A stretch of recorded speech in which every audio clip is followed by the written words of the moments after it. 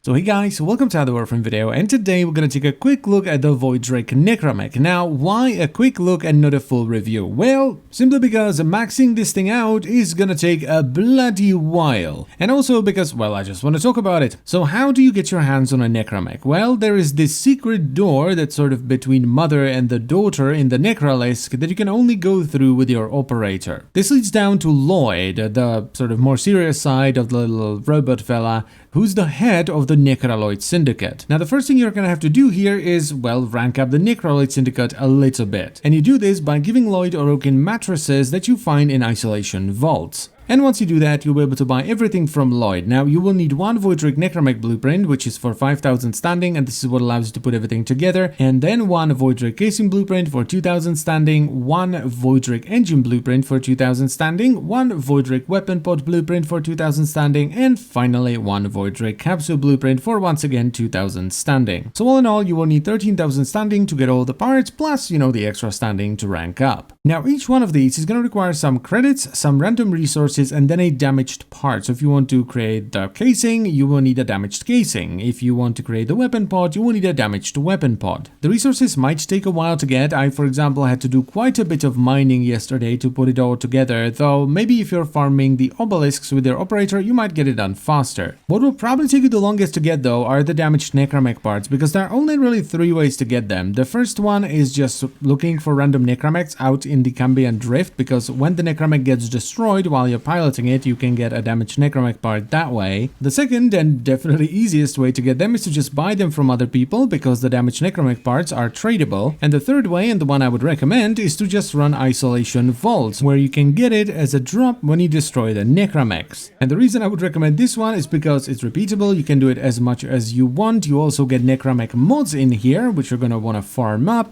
and also you're going to have to do this to rank up with the Necraloid, because this is where you get the mattresses. Now, once you get it all farmed up, you can build it in your Foundry, with each part taking 12 hours to build. But ain't nobody got time for that, so I just rushed everything with platinum so I can finally take it out for a spin, because all in all, you're gonna have to wait 12 hours for each part and then 72 hours to put them all together. And that's just way too long. The Necramech is customized via the vehicle menu, and it comes base with 400 armor, 150 energy, 1500 health, 500 shields, base sprint speed of 1, and then just standard power stats. Though the stats of course go up as you rank it up, just like with a Warframe. The crazy thing about the Necramech is that it comes with 12 mod slots, and this is why I said that it will take a bloody while to max it out. Now, the Necramech uses an arc gun as its primary weapon, and it comes with one by default, the Mausolon. This is the weapon that's used by the Necramech that you play with during the introductory quest on Deimos, and also by all the Necramechs that you can find in the Cambion Drift. And it's definitely in the upper tier of arc guns. It does good damage, has good fire rate, good crit, good status, and it has a nice bit of splash damage too. But if you don't like it, you can switch it out for any other arc gun. So for example, you really like the Fluctus, you can just give your Necramech the Fluctus instead. And finally, once you rank the Necramech up a little bit, you will get access to the Arquebex, which is kind of like an exalted weapon, but it's a mortar that does Jesus damage. I mean, look at it, just with the basic mod setup, it does 154,000 damage with 100% crit chance and 5.4 times crit multi. And it also comes with 9 mod slots, though the ability that lets you use it roots you to the ground, and it also costs a lot of energy. Now, to be able to summon the Necramech in the open world, you will have to put the Necramech summon doohickey into your gear wheel. This is just a reusable item that you get when you build the Necramech. And the mechanics of it are extremely straightforward. You just click on the thing and bam, there it is. You walk up with your Warframe, you press your operator button, and boom, you can stomp around. Now, you can always leave the Necramech by pressing your operator button again, and if you then run away from the Necramech, you can return to your frame, and then once you're done with your frame, you can run back to the Necramech and go back into it. Now, the cool thing about this is that if you have any Warframe abilities active, even things like Wukong's Twin, they will stay active, so you can actually have the Wukong's Twin sort of orbit around your Warframe and help you out. It won't unfortunately follow the Necramech though.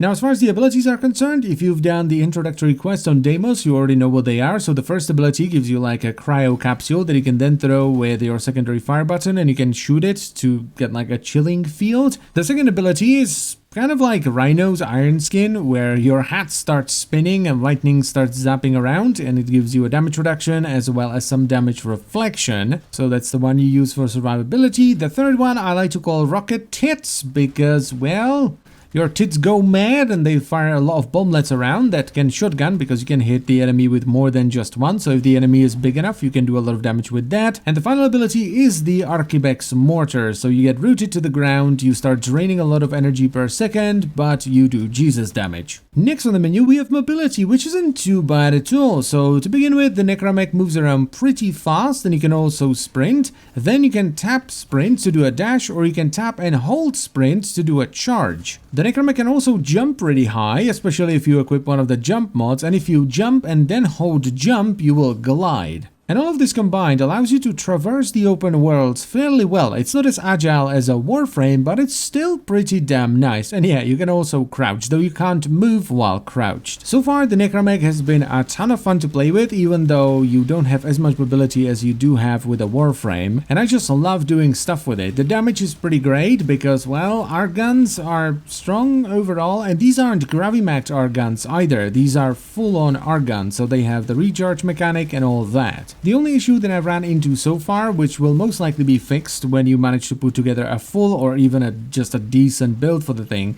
is its survivability, because even though the stats scale up pretty fast, I mean with some mods and few levels I was able to get it up to 1800 shields and almost 4000 health, the Necramech can go down pretty fast once you're out of energy and you can't put on the iron skin thing. It's also a pain to level up because for the time being you can only use it in the open worlds, though they're already talking about the ability to use it outside of the open world and let the terrain be sort of the restriction. So, you know, some doors are just going to be too small for you to walk through. So is the Voidrig Necramech worth getting? Oh, absolutely. It is so much fun to stomp around in this thing. They somehow managed to make this thing feel heavy and beefy and stumpy while not being clumsy. It feels pretty agile. Not as agile as a frame, but it definitely doesn't feel clumsy. So definitely go and get it. It's great. And that is pretty much it for the video. So I thank you very much for watching. As always, guys, I hope you've enjoyed the video and it was helpful. And I will see you next time. Bye-bye.